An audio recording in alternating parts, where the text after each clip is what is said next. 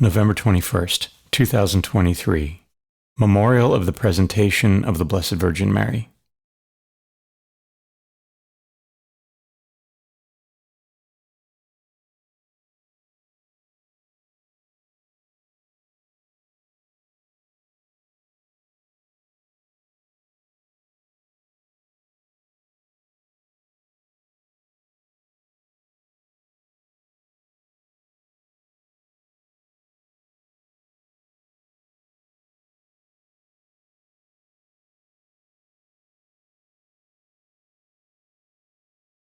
A reading from the second book of Maccabees.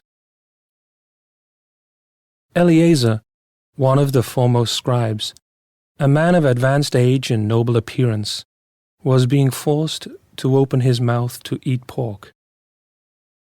But preferring a glorious death to a life of defile, out the meat, and went forward of his own accord to the instrument of torture, as people ought to do who have the courage to reject the food which it is unlawful to taste even for love of life. Those in charge of that unlawful ritual meal took the man aside privately, because of their long acquaintance with him, and urged him to bring meat of his own providing, such as he could legitimately eat, and to pretend to be eating some of the meat of the sacrifice prescribed by the king. In this way, he would escape the death penalty, and be treated kindly because of their old friendship with him. But Eleazar made up his mind in a noble manner, worthy of his years, the dignity of his advanced age, the merited distinction of his grey hair, and of the admirable life he had lived from childhood. And so he declared that above all would be loyal to the holy laws given by God. He told them to send him at once to the abode of the dead, explaining, "At our age it would be unbecoming to make such a pretense. Many young people would think the 90-year-old Eleazar had gone over to an alien religion.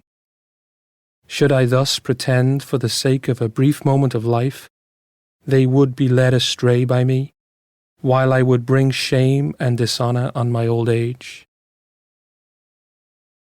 Even if, for the time being, I avoid the punishment of men, I shall never, whether alive or dead, escape the hands of the Almighty. Therefore, by manfully giving up my life now, I will prove myself worthy of my old age, and I will leave to the young a noble example of how to die willingly and generously for the revered and holy laws." Eleazar spoke thus, and went immediately to the instrument of torture. Those who shortly before had been kindly disposed now became hostile toward him, because what he had said seemed to them utter madness. When he was about to die under the blows, he groaned and said, "The Lord in his holy knowledge knows full well that although I could have escaped death, I am not only enduring terrible pain in my body from this scourging, but also suffering it with joy in my soul, because of my devotion to him." This is how he died, leaving in his death a model of courage and an unforgettable example of virtue, not only for the young, but for the whole nation. The responsorial psalm. The response is, "The Lord upholds me." O Lord, how many are my adversaries? Many rise up against me. Many are saying of me, "There is no salvation for him in God." The Lord upholds me. But you, Lord, are my shield, my glory. You lift up my head.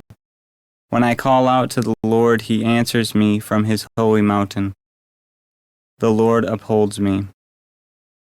When I lie down and sleep, I wake again, for the Lord sustains me.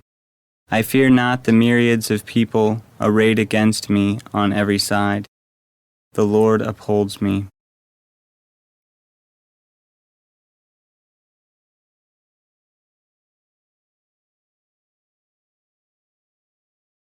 A reading from the Holy Gospel according to Luke.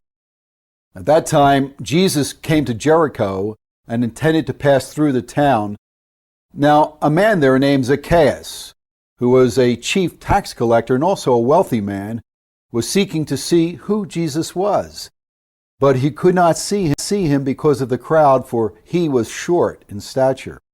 So he ran ahead and climbed to a sycamore tree in order to see Jesus, who was about to pass that way. When he reached the place, Jesus looked up and said, "Zacchaeus, come down quickly, for today I must stay at your house." And he came down quickly and received him with joy. When they saw this, they began to grumble, saying, "He has gone to stay at the house of a sinner."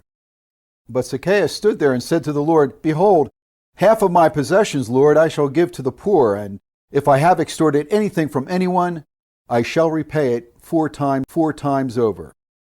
And Jesus said to him, "Today salvation has come to this house, because this man too is a descendant of Abraham. For the Son of Man has come to seek and to save what was lost." The Gospel of the Lord.